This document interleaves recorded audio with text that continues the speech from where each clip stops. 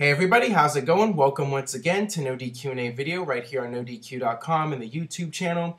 Speaking of the YouTube channel, I have a brand new goal that I'm going to try and reach by January 1st, 40,000 subscribers to the YouTube channel. So if you guys could do me a huge favor, support this video, share it on Facebook and Twitter, share the channel in general, share the link to NoDQ&AV. Tell a friend, anybody you know who watches wrestling, have them check out the videos, and just keep spreading the word. The word of mouth really goes a long way. Trust me on that. And you know, you guys have been so supportive of NoDQ&A video and NoDQ.com in general that I think there's a very good chance I'll be able to reach that goal by January 1st. So just keep doing what you're doing, keep spreading the word and supporting NoDQ&A video. With that being said, let's get right down to your questions via spring.me/AaronRift. First one today comes from Kid Kern92. Hey Aaron, with Ryback using Goldberg's finisher, is this WWE saying that the match will come, or is it Ryback reacting to the Goldberg chants? Congrats on making over 1,000 videos, and here's to many more. Well, I certainly don't think it's any coincidence that Ryback was out there using Goldberg's moves. I don't think he was going into business for himself. I think it's safe to say that WWE would love to have Goldberg versus Ryback at WrestleMania. I think it's going to come down to Goldberg and if he feels he's getting the right offer from WWE. If WWE and Goldberg are able to come to terms, I think we'll definitely see that match. And certainly WWE's trying to plant the seeds for that match and get people thinking about it. You know, I don't think it's any accident that you had Ryback out there doing the moves. And, you know, certainly with the announcers mentioning the Goldberg chants, I mean, that's being done on purpose. The one thing I find strange, though, is that if you're going to build up this match and start teasing it, wouldn't you be building up Ryback better? Granted, he was in there with John Cena, and it was a very competitive match, but if it was me in charge, I would not have Ryback lose at all from this point forward if the plan is to do Goldberg versus Ryback. I would want to make Ryback as strong as possible and have him go on a rampage. But, you know, maybe WWE feels that it's a 50-50 shot at this point, and it's not worth pushing Ryback until they have Goldberg signed, sealed, and delivered for WrestleMania. So, I mean, that might be their philosophy, but I really feel that even if it's still a maybe at this point, I still think you should build Ryback up just in case. But that's just me. All right, this one comes from Darren King 142. If Undertaker versus John Cena was to happen at WrestleMania, what would be the best outcome? A, John Cena defeating the Streak. B, Undertaker winning via Hell's Gate, making Cena submit. Or C, Undertaker winning regardless of the outcome. Please answer. Well, I definitely don't think A is a good option. John Cena ending the streak, I think, would not be received very well, to say the least. I definitely think that if you do that match, Undertaker has to win. He doesn't have to win by submission, and I don't think WWE would even consider having Cena submit. I think the best way to go would just be Undertaker hits the tombstone and beats John Cena, although I could very well see John Cena kicking out of at least one tombstone, and it would take 2 or even 3 to keep Super Cena down. So, you know, I think that would be the most likely scenario if that match is to take place either this coming year or WrestleMania 31 if it happens at all. All right, this one comes from Eduardo Hero Mick.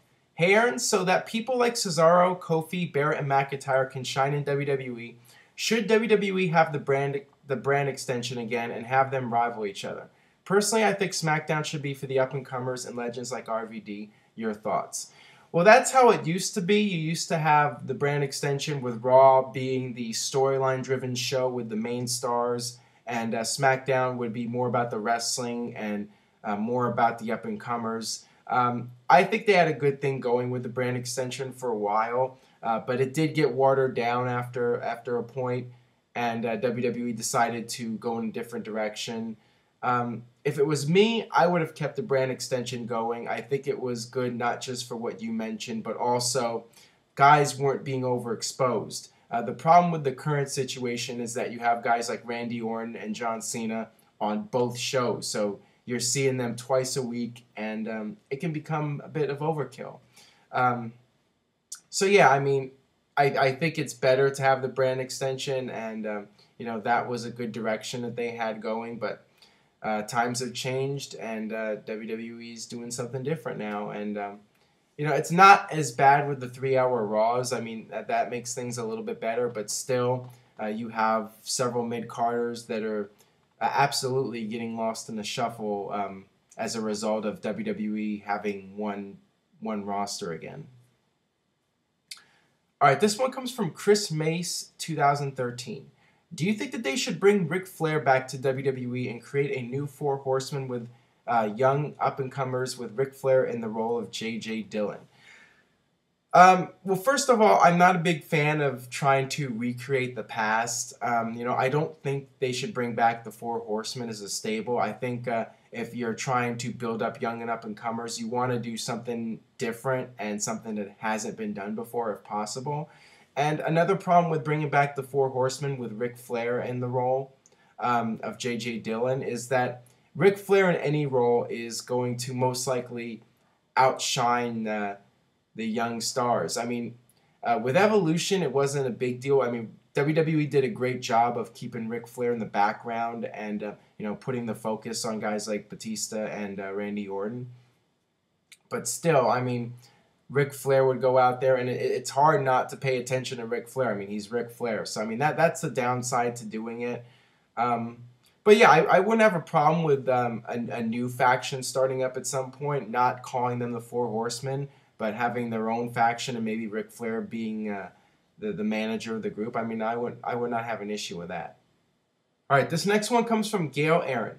Hey Aaron, big fan from Bristol, England. I've always thought that not every WWE and TNA feud should be about the heels and faces. Do you think that certain feuds could benefit without having someone turn heel or face? Please answer in video.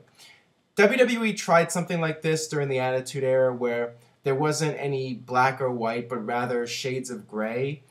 I think that it's important to have the characters clearly defined. You know who the good guy is, and you know who the bad guy is. The problem is that when it's a shade of gray, you don't know if you're supposed to cheer that person or boo that person. And when fans get confused about that, they tend to make no noise at all. So, you know, that's definitely a negative when the fans aren't reacting because they don't know how they're supposed to react. Sometimes there's exceptions to the rule. You can have a face versus face match where both characters are clearly defined and they have huge fan bases and it's split down the middle 50-50. So those matches will work. Rarely does a heel versus heel match work. Usually it's another situation where the fans don't know who they're supposed to cheer for, and you know, that hurts the match. I just think in general, you need to have a clear heel and a clear baby face for the fans to react properly. And sometimes there's the opposite effect where fans like to rebel and cheer for the bad guy and boo the good guy, but at least they know who they want to support and who they want to boo. All right, this one comes from Chris Mace, 2013. Do you think if Goldberg and Brock Lesnar had not planned to leave that it would have been Brock versus Goldberg for the WWE title, with Goldberg going over, thus starting a series of matches between the two? I don't think that there was ever a plan for Goldberg and Brock Lesnar to be for the WWE title. Even when Brock was staying with the company, he lost the title to Eddie Guerrero, and you know, Brock was going to go in a different direction. They were going to have him versus Goldberg, you know, Raw versus SmackDown match at WrestleMania. And certainly once Brock was gone, there was no chance that was going to be a WWE title match. And, you know, originally it was going to be Brock Lesnar winning that match because Goldberg was leaving. But, I mean, it was practically the last minute that Brock said he was done and he was leaving the company. And WWE decided to change the finish and have Goldberg win the match. But yeah, I don't think that they were ever intending to have a series of matches between those two guys, and certainly not for the WWE title. So that'll wrap it up for this edition of NoDQ&A video. Thanks as always for watching. As I mentioned in the beginning, 40,000 subscribers is the goal by January 1st. So keep spreading the word. And before I sign off here, let me get to this final question. With the events of the Raw main event, will there be a 6-on-6 Survivor Series match? Shield versus Wyatt's, or excuse me, Shield and Wyatt's versus the Rhodes, Usos, CM Punk, and Daniel Bryan.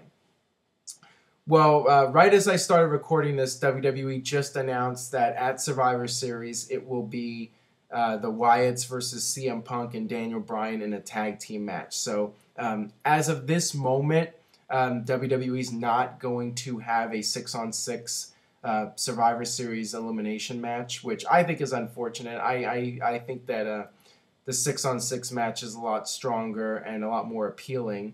And I think a lot of people would agree with me on that. But, maybe it'll change. Maybe on Raw, Triple H will come out and change the match and announce the Survivor Series match. I mean, it doesn't make sense that they would announce the match via text message. One would think that, it would be announced on television. So maybe it'll change. Maybe at the last minute they'll decide to go with the elimination match. I definitely think that they should do the elimination match. But we'll have to wait and see what happens with that.